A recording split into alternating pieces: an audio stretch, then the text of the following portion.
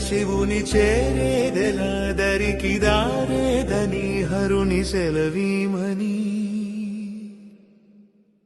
నీదే కదా తనువు నీవే కదా నువ్వు నాదేది నీ దరికి నన్ను చేరని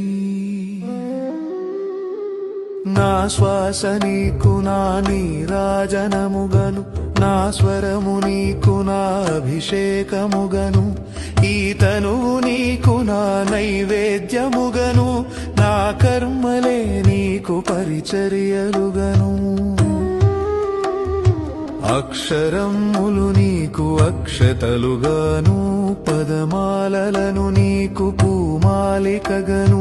కరతాళ ధ్వనులివే మేళతాళాలుగను సేవించనా నిన్ను నీ భక్తునిగను